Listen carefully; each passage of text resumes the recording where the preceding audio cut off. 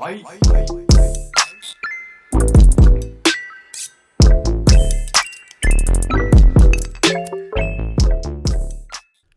back to the Two Pointers Podcast. I'm Trevor Everett, and first solo pod of the NBA year is here. We're going to talk James Harden getting traded to the Clippers, NBA opening week.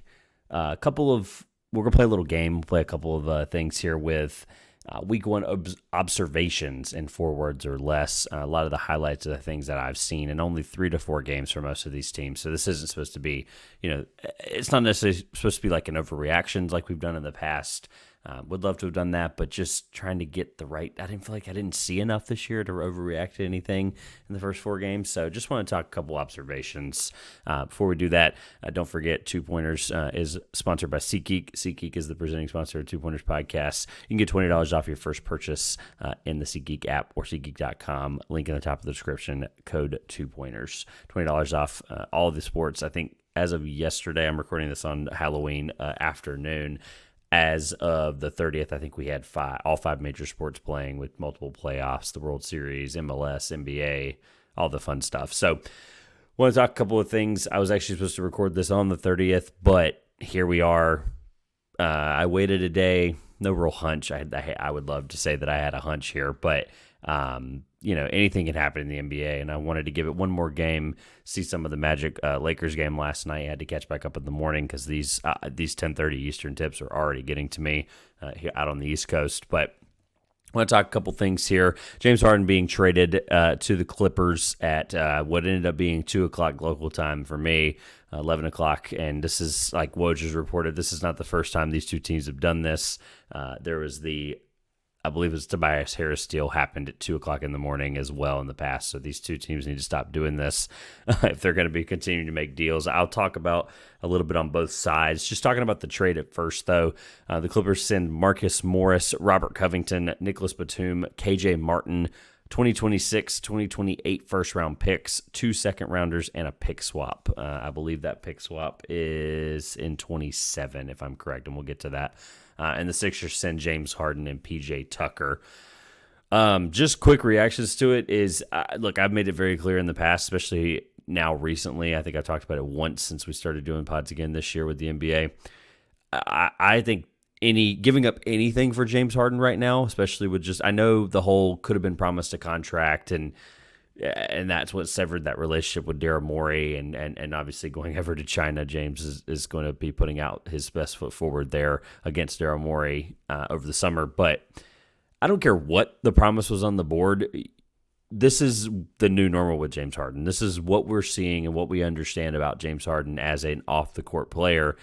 And I want to give him the benefit of the doubt, but we've seen enough of this antic that we can't anymore. At least I can't anymore, because when you understand the context of whether that contract was on the table or not, this still affects how he has to play on the court. Of course, the whole leaving him off the plane, obviously it's not his fault, whatever, which tells me obviously that this deal was probably pending. But 3 first-round picks for James Harden at this point in his career, I understand he led the league in assists last year. I understand that he was dynamic as a scorer when he wasn't, having to attack the basket as much. Like, I get all that. But what this does for Philly is, I'll just get into Philly thing for a second. This is addition by subtraction, right? Philly's going to be able to say, here you go, Tyrese Maxey, and I'll get to the other part of the Philly part in a second. But this unlocks Tyrese Maxey completely, right? This asks him to be a playmaker more. This is going to put the ball in his hands more. And obviously the Joel Embiid, this is something we have to monitor now because, this is the world we live in with the NBA, watching how guys react to things in news and the media. Whether we think Joel Embiid's just going to be unhappy and say, in February, trade me to the Knicks or whatever, right? But, I think this is good. I think this is good for Philly. I'm always going to be right now in the where we are with the James Harden point of his career, the arc of his career. That I always think if you don't have James Harden on your team, especially in this case for Philly, I think it can be better because obviously we haven't seen how he's going to play this year with Joel Embiid. I know, again, the whole assist leader thing last year. I don't, spare me the details there. I don't think the rotational pieces they acquired, though, are going to really make any difference. That's the kind of the issue here, and that brings me to my second point on Philly. Philly does think that there's this deal here, that they think this draft capital they received for the Harden deal can unlock this this player, right? This ultimate, we're going to get somebody else out there to replace James Harden's production from last year. Although I think, again, depth being a problem, not having another guy outside of Maxey that you can really rely on a night-to-night basis. I know that Tobias Harris is paid like that, or was, I guess, at the time when that contract was one of the highest in the NBA. I think this team is exactly where I project them to be, and they're under their win total of, I think it was 49.5 and then came down to 47.5. Grayson and I still both agreed that was a ridiculous number for Philly with so many question marks. Joel Embiid can only carry you so much, and if you really want him to be the player he's going to be in the playoffs, this is the kind of deal that you're going to be putting yourself in a position where Tyrese Maxey is going to be your guy every night. And we've seen them win games without Joel Embiid. They'll play a lot of the teams on the road, and they'll pick up those wins that are against like your Portlands and things like that, right?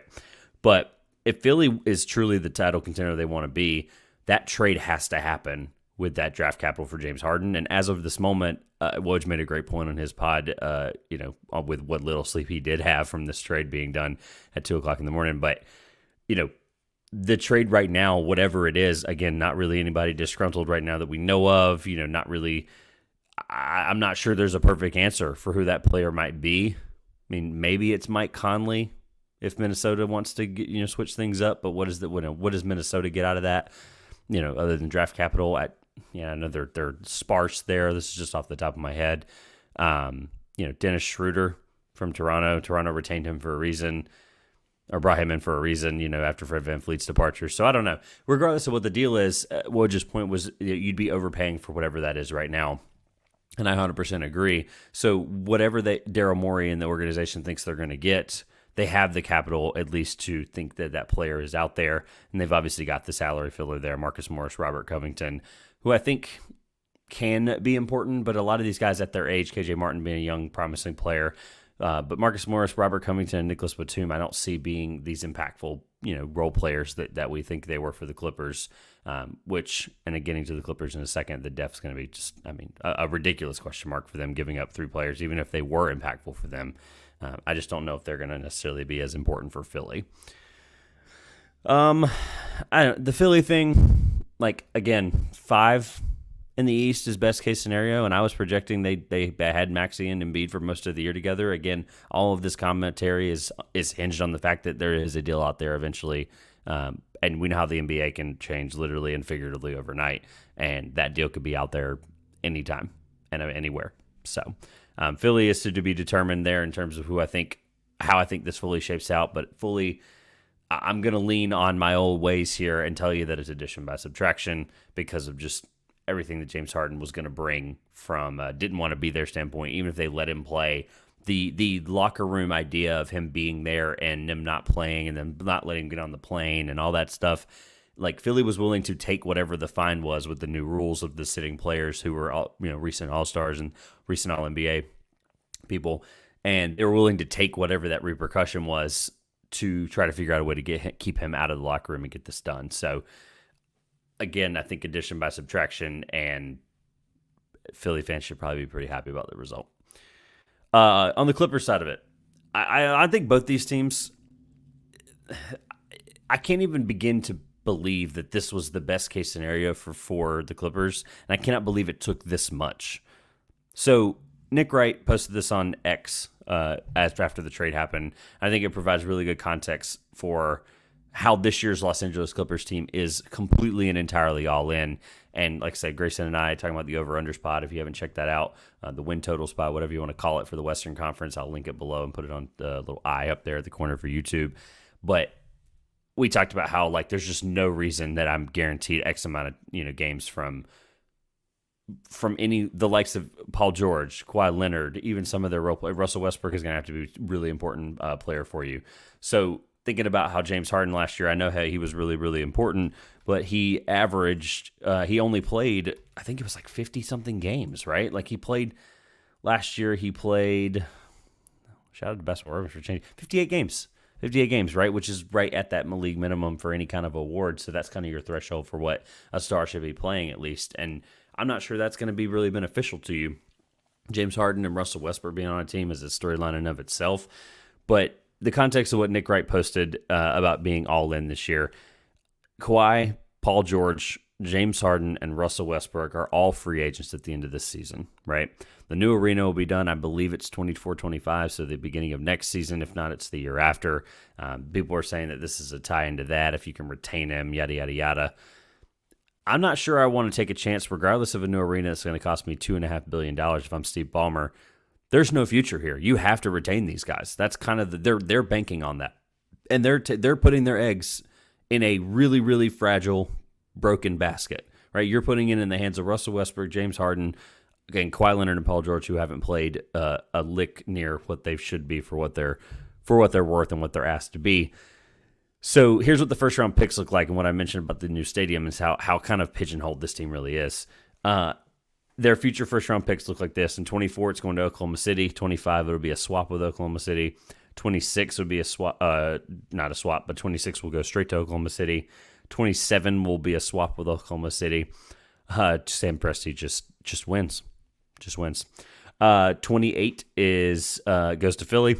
29 is the swap with Philly, so I had that backwards 20 earlier. 29 is a swap with Philly in that James Harden deal that just happened. And then they've also traded away 6 second-round picks. So this team is decimated from a capital standpoint. And, again, $2.5 billion arena or whatever that number ended up getting to, you're putting your next 3 years, even just as on a low point, that Kawhi Leonard, Paul George may be fully healthy again and play. And if James Harden, sure, can unlock something, obviously it'll be the best playmaker that Kawhi and PG have ever had together as a team. So I don't see why that would hurt them. But I think this trade is so much more meaningful for the long term of this franchise. And I say meaningful in this case in a really negative manner.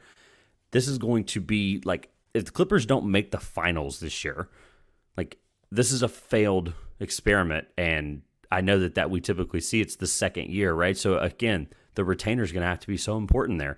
If they don't retain these guys properly, then they literally just leveraged, what did we say earlier? They leveraged 28, 29, and then a swap at some point. So they leveraged 3 first-round picks and then a couple of seconds somewhere in there, I think, too. They leveraged all of their future at the end of this decade for 5.5 months of James Harden. I can't comprehend how that makes any sense. And I know this is kind of like you got to do it, you got to figure it out later kind of thing. But again, addition by subtraction, not having James Harden, I know I wasn't high on the Clippers, like I said, in the Western Conference win total spot, but I don't know. Like, I can't understand how the contractual obligation to these guys after this year, or the lack thereof, is going to be something that wasn't at the forefront of this decision, right? Like, they obviously feel confident that they're going to be able to retain Kawhi and Paul George. I mean, I'm not aggregating anything there. I'm just saying, like, you don't do this kind of deal. Russell Westbrook, obviously, on some kind of small minimum contract, is already less of a point here, but he's someone's going to play meaningful minutes for them, and how those 4 are going to work together, combined with Zubac or Plumlee or however they want to do it. I'm just not sure anybody won this trade, and I'm not sure I'm going to feel that way. I'm sure I'm going to feel that way probably for the next 6 to 12 months. I honestly, if you ask me this in a couple of years, I'm going to tell you that this was one of the craziest, gets or get it, what it took to get somebody. I understand, again, Harden's caliber player when he's fully healthy and what we see on the court. The same goes for Kyrie Irving and somebody like that. I know he's not going to catch strays here, or you weren't expecting him to catch strays probably, but I can't leverage the way that the Clippers did in the hands of guys that A, don't play, B, don't give me any motivation in and outside of the basketball court for 6 months, and see how they're going to play. And a guy that, quite frankly, in Russell Westbrook's case, is just not in the place he was earlier in his career. All right, coming back. Let's do the week 1 observations in 4 words or less. I haven't had a chance to watch every single team play. I know some of the dudes out there, like the Ball Game Podcast, shout out to Chris, Matt. They've done the 1 observation or 1 something like that of every single team. I have not had a chance to do that, unfortunately, but I've watched a couple of really important teams here, so that I think provide good context for the year. I'll start with Denver, because on opening night, they got the big win against the Lakers. 4 words, good luck against Denver. Denver, as I mentioned in the West win totals pod, once again, they are the prohibitive favorite once again. I think Jokic is an MVP candidate as always. People are overblowing the Bruce Brown minutes completely out of the water, and they'll be completely fine. Christian Brown's minutes have been unbelievable, replacing Bruce Brown. There's a really funny moment there where they were up enough in the Kings game. He was sitting most of the third quarter, Brown was, and he was in his warm-ups, and he was right behind Mike Malone as they were coming out of the into a timeout, and they were high-fiving, and Christian Brown looks like the coach's son, but when he's out there, he sure as heck doesn't play like that. So they're the best team in the league again. Not much on Denver. The passing, just as a team as a whole, Aaron Gordon has shown some increased playmaking flashes. I think the team's just built to win it all again, and Jokic on a casual night can have 30, 10, and 10, and it's not even fair for opposing defenses to where you're getting the kind of potential you're getting from one of the best players in the world, if not the best player in the world, that I would pin him as. The Lakers, crunch time is questionable. It has been questionable, mostly from the likes of D'Angelo Russell. I wasn't a fan of the signing, wasn't a fan of having him back last year, and so far in their start, he has not impressed me. I know he had a decent game last night against the Magic. I got to finish that one there. Again, these 10:30 Eastern tips are killing me, like I said at the top. The crunch time lineup with 4:45 remaining in the overtime loss to the Kings, 4:45 remaining in regulation, was D'Lo, Gabe Vincent, Taurean Prince, LeBron James, and Anthony Davis. And I understand Austin Reeves was like 1 for 10 and was struggling, and he ended up playing less than 4 minutes in the remaining part of the 2 quarters there in the second half. I don't think that lineup matches well at all with the Kings, who had Fox, Herter, Barnes, Murray, and Sabonis. You have 4 guys, and even 5 really, if you think Fox and Sabonis can hit the 3 and step out and do that. But you have 3 guys that are completely dynamic from that range, and it completely wasn't matchup friendly whatsoever for the Lakers. And I know, again, with Austin Reeves, maybe you put him on Herter, and that disguises some of the defensive identity there. But I don't understand, especially when you have a guy like Reeves who's struggling. I don't understand how D'Lo and Vincent are expected to come in and be these adamant floor spacers for where LeBron's gonna have to. You're forcing LeBron to play point guard, which we know he can do. But based off the minutes restriction in Game 1 against Denver, and then immediately turns around and plays like 39 the next night. So what you're asking LeBron to do on a night-to-night basis in his 38-year-old or 21st season in the NBA, 39-year-old. Shouldn't change. The goalpost can't move there. So we got to be able to figure out a better way down the stretch. The Lakers have to figure out a way to utilize their lineup better. Like, their depth's really good. Like, I made that clear earlier in this offseason, or this preseason, I guess, talking about what their depth can provide. Christian Wood's minutes, I don't want him touching crunch time. Obviously, that makes a difference. But they have guys that they can play throughout the game, and even if injuries happen and they sustain themselves, I just, the Rui minutes have been inconsistent at best. But there's a couple of things there that I think they need to work on, specifically crunch time and figuring out a balance between, having 3-point shooting that you can quote unquote rely on, and then still being able to defend the rim. So, Sacramento Kings. I tried to get creative and cute with this one. I don't have much to say on the Kings so far. They look exactly the same, and they look fun. The beam will be lit 45 plus times again. They'll end up, we'll see some regression probably just from the West got better standpoint. I've already made that point enough, but I just simply went with Sacramento Kings have continuity. I mean, the continuity is ridiculous. They added overseas, I don't have him in front of me now, but they added the guy who won the EuroLeague MVP overseas, who was a dynamic scorer. He's already played really big, meaningful minutes for them. But their continuity is insane. That's the same lineup that beat the Warriors last year with Herter, Fox, Barnes, Murray, and Sabonis. Obviously, they're going to have to figure out some of the defensive liability stuff with Sabonis in the playoffs. I know he had an injury, but he was taken advantage of there by the team in the second round last playoffs there, the Kings, or the Lakers, Lakers and Kings. The Milwaukee Bucks, I couldn't figure out a really good forward here, but I just put dynamic duo we expected. Watching that opening game against Philly, the way defenders have to play Damian Lillard is something they've never seen with with a player like Giannis, who, when you think of two-man game right now, you think of Jamal Murray and you think of Nikola Jokic. That is your quintessential NBA two-man game. But when you have a guy like Damian Lillard who will force a defender to play him at the 35-foot area where he can make that three, basically crossing over the half-court line, calling for a high pick and roll. This is something that defenders have never had to do against Giannis. And then as they come down, Giannis will have time to get downhill. Dame will have time to get downhill, and it's going to put Giannis in a lot better spots on rolls and on playmaking flashes through the middle of the play there.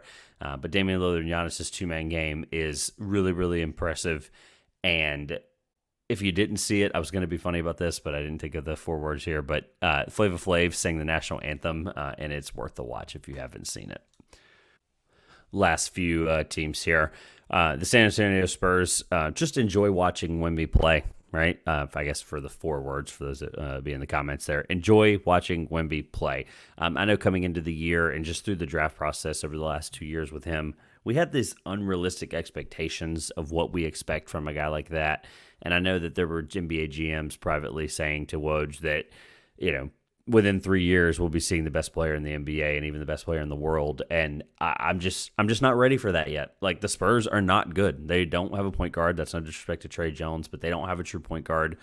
The way the offense is set up with Keldon Johnson, who obviously can be a good playmaker at his size there, they've just been giving the ball to Wemby on offense and letting him cook. And it's been really fun to watch. And I just don't want to put these ridiculous expectations on him and a team that, quite frankly, with 27.5, I believe, was their win total. I mean, they won 22 games last year. Yeah, is he worth 5 to 7 wins? Maybe. It seems like he might be. But putting these ridiculous expectations on him, which will then in turn put expectations on the team, they're going to stink, and that's totally fine because guess what?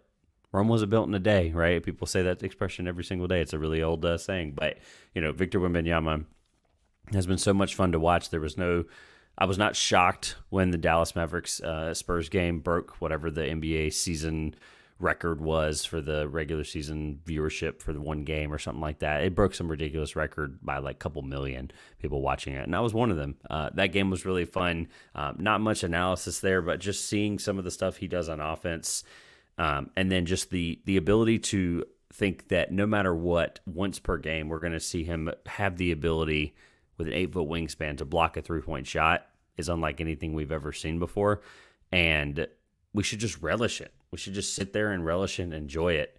There should be nothing wrong with that. So taper the expectations for the Spurs. Again, lack of the point guard is going to be something that's really important for me to keep an eye on what they do in the future with that decision. They've got some guys that are, like I said, strong playmakers at bigger sizes like Keldon Johnson, Devin Vassell. But Victor Wembanyama, just give him the ball. Let him play ridiculous perimeter and inside defense, and we'll see what happens. The last one's one that's fun that I may regret from my preseason predictions for the Eastern Conference, but the Detroit Pistons, Jalen Duren is him. Third in the NBA in total rebounds. His stats this year, he's 15.5 a game, 13.3 rebounds. I've got him in fantasy as well, so super excited to see his production. 3.3 assists, shooting 68% from the field on 10 attempts per game, which is crazy efficient. 30 minutes a game there, and then also putting in 0.8 steals and 2 blocks a game. So we're seeing what he can do and benefit from having a really strong, couple of playmakers around him as well, contrary to the situation we saw at Memphis, which you have to, from an evaluator standpoint, from the NBA drafts, the way we look at guys coming in and their situations and things. This is a perfect example of what a year, especially development, can be in an offense that you're unfamiliar with as a rookie. Coming from a place like Memphis where, to say he had a good playmaker would be fallacy. Like, to see that he's going to be able to get the ball in better spots, being a more dynamic roller, a rim threat. Like I said, he's always been a great rebounder. So putting in positions to be successful and simplifying the game, which has been really, really fun to watch. What I'll regret saying, like I said in the Eastern Conference preview, but is that Detroit, every year there's this young team, it seems like, or every couple of years there's this young team that makes a jump, and it may be Detroit. I just am not super sold on how Monty Williams can be the coach right now for this team. But obviously, he was used to a more veteran experience roster when he was in Phoenix, and I do think he's a good coach. I wonder how the offense will look once they figure out what their starting lineup is, which I think he's starting to make most changes and make those adjustments. So Monty Williams, I have no question marks as a coach. I'm giving him time, and I think there might be growing pains there for Detroit. I know this is an early start there. I had a great, couple of games here, Jalen Duren being a big reason for it. I think Jaden Ivey's also taken some leaps as well. But Jalen Duren is him. He's looked really, really good so far, and you should expect much of the same if they continue to get him the ball, like I said, in efficient places and be able to utilize his skill set the best. All right, I'll close with this. Wanted to do this every couple weeks. Hopefully, we'll get better at getting them out more consistently, depending on the way the schedule looks. It just depends on what my feelings are at the time. But as you've heard before in previous episodes, Sign Up Expert is the presenting sponsor for any gambling segments or podcasts on the Two Pointers podcast now. Shout out to Sign Up Expert. You can go to signupexpert.com/TPP to sign up for any exclusive promotions on sportsbooks and daily fantasy in your area. Just select your country and region if you're in Canada, or province as they call it, or select your state, and you'll be eligible for any signups for new promotions there in those areas. So for me, North Carolina, we just got legalized sports gambling. It'll be enacted in January of 2025 at the absolute latest. Super excited to bring more gambling content to the show. I'll throw out 2 quick bets for those of you early listeners. I greatly appreciate the support on those of you that jump in the day these go out. This spot is recorded on Halloween night. We'll go out on November 1st, the morning before these games. Wednesday night, the Hornets go to Houston. I like the Hornets at +2. I do think that they can win against the Rockets by at least +2. By at least 2. I think Charlotte has figured out some things defensively, especially with Mark Williams as an anchor. I think their style of play fits in if the game goes to a shootout against the Rockets. I think some guys that have had really impressive performances lately, like Brandon Miller and LaMelo and such. I think the Charlotte Hornets look a lot better than they have in years past.